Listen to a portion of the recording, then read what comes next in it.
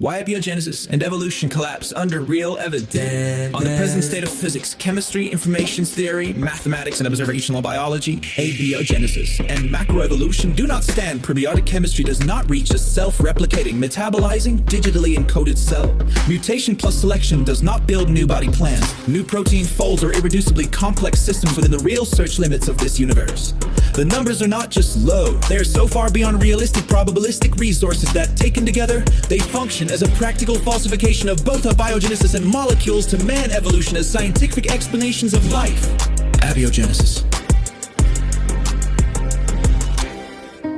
Prebiotic chemistry must do several things at once. It must select only one mirror form of each amino acid and sugar. It must link them into long information-rich chains in water, where such chains fall apart. It must keep them concentrated, protect them from ultraviolet destruction, and at the same time avoid free oxygen that blocks the very reactions origin of life models need. It must also generate a code and a machine that reads that code all under unguided conditions with no planning and no goal. Chirality comes first. Life uses left-handed amino acids and right-handed sugars almost exclusively.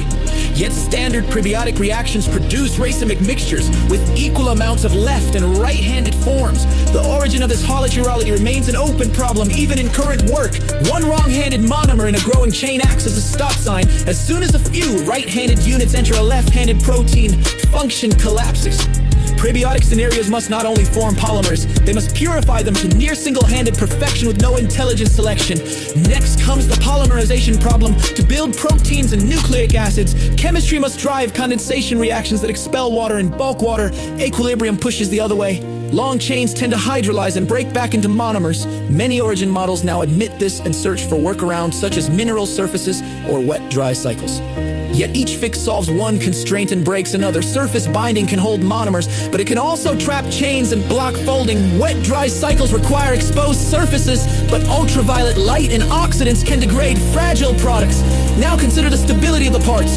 Ribose, the sugar in RNA, has a half-life of about 73 minutes at 100 degrees Celsius, and even at 0 degrees Celsius, lasts on the order of decades, not geological ages. Cytosine, a key nucleobase, has a half-life of about 19 days at 100 degrees Celsius and about 17,000 years in ice.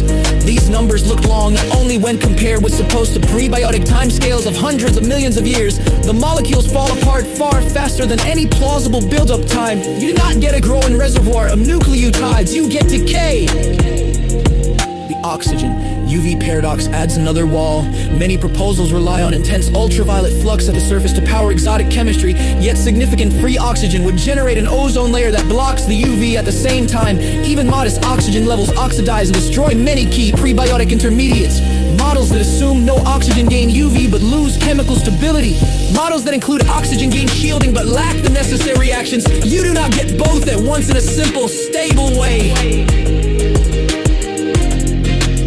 Then there's the soup itself.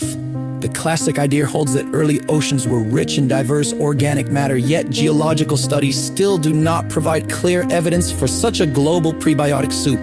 Modern work jumps between ponds, vents, ice, and aerosols. Each niche offers one advantage and carries several lethal drawbacks. None delivers a complete path from simple molecules to the first cell. All of this still ignores the central issue: information.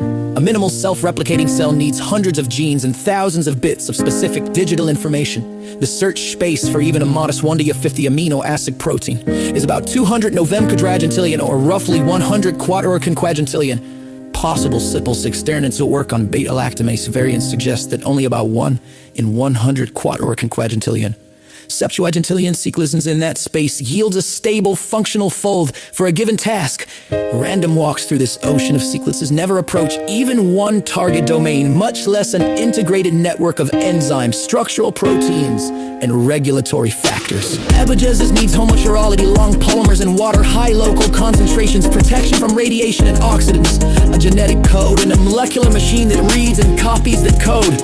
All in tight coordination. The joint probability for that sort of alignment under blind chemistry sinks far below Fred Hoyle's famous tornado in a junkyard 747 analogy.